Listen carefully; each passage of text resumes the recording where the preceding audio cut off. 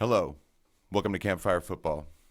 This is episode 2, and today we're going to talk about the second round of Boxing Day matches. Well, because there's not a whole lot else going on in the world of football right now. Did mention Turkish League, so if you're interested in the Turkish League, go ahead. Again, I just focused on the Premier League, and it can all be classified to me as today's games as game of two halves. Almost every single one of the games today fell into that cliche. So, I hope you enjoy.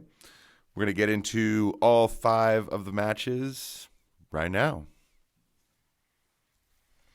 All right, so first match of the day, Leeds-Burnley, 5 a.m. for me. I was dozing in and out for most of the first half, but I did, gather and see that Leeds were sort of on top, playing better. Loved Bamford's goal. The penalty is just very well taken. It's kind of funny to see so many players trying, to hit a ball down the middle or to sell the goalkeeper, and this guy just smashes one in the top corner. Done. Terrific. So the game of two halves thing has been extremely common. It feels like it happens every match day, and it feels like half of the games have a very clear tide in the first half, and then the momentum totally changes. And it's happening frequently, which is making games really exciting, to be honest. Happened again today. Burnley in the second half really just turned the screw. They just played much, much better. They had a lot more energy. They just tactically started to boss Leeds a little bit. But what Leeds did was they kept surviving. They fought and were gritty as well. And, the outcome of this game was that there weren't going to be very many goals left, right? Unlike Leeds commonly, who seem to outshoot and outscore a lot of the teams they play, today they were outshot by Burnley. And in the end, there was a disallowed goal. So Burnley really should have been awarded a goal. The ball came into the box. Ben Mee's looking at it. Meslier just crushes him in the back trying to punch the ball, drops it. The rebound gets knocked in, but the ref has already blown the whistle for a foul. Okay, let's just go ahead and make this clear. I don't think that was a foul, but it so frequently gets called when you touch a goalkeeper and they fall down, there's this big protection for the goalies. Well, the guy did also come 15 yards outside of his goal to jump in the air and land on someone. So the call was wrong. What I found really interesting was the criticism of the referee at halftime on NBCSN.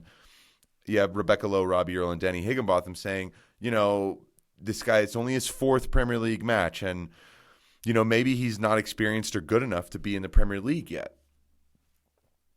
I mean, this argument is something that gets trotted out every time there's referees who are somewhat new, who have a difficult day, right? And I don't really know how these people are actually supposed to get to the level if every time someone new comes along, you blame a bad decision on the fact that they're not good enough and therefore don't have the experience and should not be there. Also, if refs are not as good as they used to be, it is because there are fewer and we are not helping them stay in the game. I mean, ask any kid who plays, do you want to be a referee? The vast majority of them say no because they don't want to get yelled at. And if you watch the abuse that referees get, at the highest levels and think of how that trickles down through the entire ladder of football, I mean, of course, we're not going to get top-level people. And to hear, and I'll get into this one day in a little bit more detail, but to hear ex-pros consistently say that they think referees should be people who played the game, and they're complaining about that, and not a single one of them actually goes and does that, it says a lot to me. And so that's a conversation that I'd like to have in a lot more depth at a later time, and I will. So we'll move on from that. I did also want to mention Sean Dyche's quote at the end. He said, "I don't know where the game is physically anymore." And he's right. He's right. We don't really know what a foul is or is not. A few weeks ago, Dominic Calvert-Lewin scored late in the first half against Burnley, and in the build-up there was sort of a coming together of two players, a shoulder-to-shoulder thing, which that's what it looked like to me. But that gets called all the time. And in that one instance, it was let go, and then it ends in a goal. So you can see how a guy like Sean Dyche at this point, and all coaches, and I will touch on this with Jurgen Klopp a little bit later as well. But I think they're getting really frustrated by what is and what is not a foul. And everything seems to be bought, and everything seems to be based on the reaction of the player trying to get the foul, and whether or not the bench and the players on the field and the coaches go nuts. I mean, that, talked about it yesterday. That seems to be a pervasive thing that just is getting in the way. All right. Pervasive. Okay. Moving on. West Ham Brighton. This had the makings of being the worst game of the day, especially by halftime. When it was 1-0 Brighton, West Ham just weren't playing well, and Brighton were doing fine and had the lead and looked good. It needed something. It needed West Ham to make some sort of inroad in the game, and that's exactly what they did. They came back a lot more energy. Ben Johnson, congratulations to the young man, scored his first goal. He's a West Ham boy, came through their academy and scored his first goal today, so great moment for him, teenager. Thomas Soucek is the other one that I want to give some credit to here because the impact he has had at West Ham has been enormous. I mean, ever since he came last season, he has been scoring a lot of goals or being involved in a lot of goals on set pieces. So credit to West Ham, David Moyes, for doing that and making it a better game. Again, game of two halves. It was very bizarre. Brighton in the first, West Ham much better in the second, 2-2 a fair result, and turned out to actually be a pretty decent watch. Game of the day for me, Liverpool-West Brom. And I think everyone pretty much assumed, okay, Liverpool are probably going to dominate this one, which they absolutely did. But the domination that they had,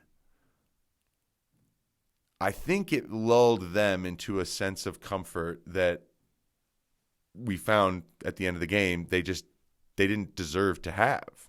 Liverpool, I think, in the first half, they were told to just come on, attack us. Just come on, attack us. And so it was fascinating. First half was completely different than the second. Again, game of two halves. So with this game, a couple of things I want to mention. It's the tactical game of the day. Sam Allardyce really, really impressed me. He's been out of the picture really since he got the England job. And then there were quotes where he was explaining sort of how people go around certain rules in the FA. And it was caught on a hot mic. And he got fired. The problem is that what he said was completely factual and correct and legitimate. And so he probably should have been the English manager at the World Cup. But he lost his job. He's been out of the picture since, and he's come back, and he's got West Brom. This is the guy who's never been relegated from the Premier League, and he deserves a lot of credit. If you don't know much about Sam Allardyce, when he came into the league with Bolton, he was one of the first managers to really push sports scientists. He was also way more into analytics and stats than anybody. He was really the driving force behind that.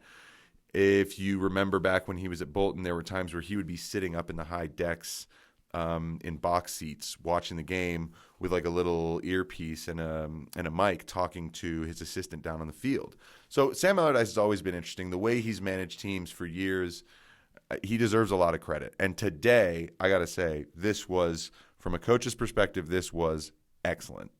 He basically had all 11 players back within 30 yards of the goal. They played with two banks of five, and they didn't change that. At no point did they really go attack in the first half. I mean, it was really, really damage limitation. Now, damage limitation because last week Crystal Palace got beat 7-1 by Liverpool, so you want to limit the damage. And on top of that, you can gain a lot by staying in a game. I mean, you can gain confidence. You can gain, you can avoid a goal difference getting out of hand, right, by not getting beat so badly. And also, he's got this team. This is the first game. He wants to work on this defensive team shape. He's not trying to worry about can we nick a result against Liverpool necessarily. He's like, no, we're going to run the game plan all game. They got scored on 1-0. They didn't change a thing, not until halftime. And at halftime, Harlan Grant started to actually play as a solo forward and started making more runs. So they really just conserved their energy in the first half to be able to start unsettling Liverpool in the second half. And when you're still in the game at 1-0, that's actually a good way to go. And the tension started to rise at Anfield. You could tell the small amount of fans that were in the Kop were starting to get tense. They were starting to get anxious. The chances weren't that good, right? They weren't that clear. And West Brom was just starting to inch their way into the game. And you kind of had a feeling if Liverpool don't score another one, West Brom will get an opportunity. They'll get a set piece, they'll get a corner, they'll get something. And they did. They scored. And at the end, I just wrote in my notebook, I was like, this is a long con. This was total smash and grab. Allardyce he thought this one all the way through, and it came off. And I just huge credit to him and his team for that. That was really amazing. Two things that I think were also, there's three little other points about the coverage here. So first of all, Jurgen Klopp started to get really, really, really annoyed. The referee called a foul that wasn't. There were plenty of those in this game where the referee called something that just was soft. And Jurgen Klopp went nuts on the sideline, got really upset, pissed, started yelling, screaming. Referee gives him a yellow card. After the match, again, the people in the studio at NBCSN, they talked about it as in, oh, this is some big thing. He's upset about the 5 subs. He's upset about this and that. I think just look at that game in an isolated way. Some of the decisions the referee was making were so frustrating. They were so frustrating, right? And it's not enjoyable to have to know you won a ball fairly and to have a referee call a foul and it happens repeatedly. You just start getting annoyed. So that's, I think, where Jurgen Klopp was with that. They started going on and on about it. They covered it on Goal Zone afterwards. It was just, they won't stop. They also love to cover You'll Never Walk Alone. I don't know if anyone's noticed this, but my goodness, the Liverpool fan base, I think, has a really, really strong impression on what the broadcasters at NBCSN feel they need to show. And look, I'm very happy that we can watch the crowd singing at the beginning of the game instead of them cramming in one more commercial. But do we see any other club? Do we get to watch their fans, sing songs at the beginning of a match where the commentators and everyone are just quiet and the camera's rolling around like it's a national anthem at the World Cup? That's how they treat You'll Never Walk Alone, and it's the only club that gets that. So, look, it's not a conspiracy to me. I don't know. I think that the coverage of Liverpool winning this title, first time in 30 years, everything, I think that's gotten everyone. This storyline is so pleasing to everyone that they love showing that moment. And it is impressive. It is impressive. Not taking anything away from it. All right, Wolves, Spurs. Yeah, another game of two halves. Spurs better in the first. Wolves better in the second. Game ends 1-1. And it really wasn't that good of a game. It was a little bit rough. So,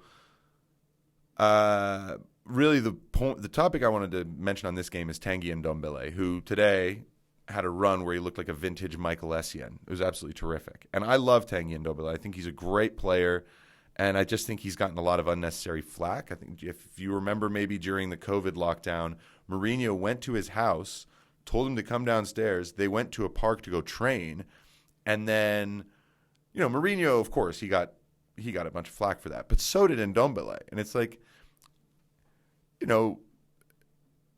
I just don't really understand why we have to go and try and cut these guys down. And it's taken a long time for him being at Tottenham for him to finally start getting respect. And the reality is he's a very good player, and it's clear and obvious, right? And now Mourinho's starting to get a real tune out of him, and he's been playing a lot this season, and he looks great. So, once again, everyone who wrote him off at the beginning of the season or thought that he was just a bad attitude guy who doesn't really care about rules or about the club or the team, I would say you've been checked. That's what I would say. All right. Aside from that, there's not a whole lot more to talk about today. I am going to leave you all with a little recommendation on football365.com. There is an article called Bielsa Keeps Leeds Critics Happy by Rolling the Deitch.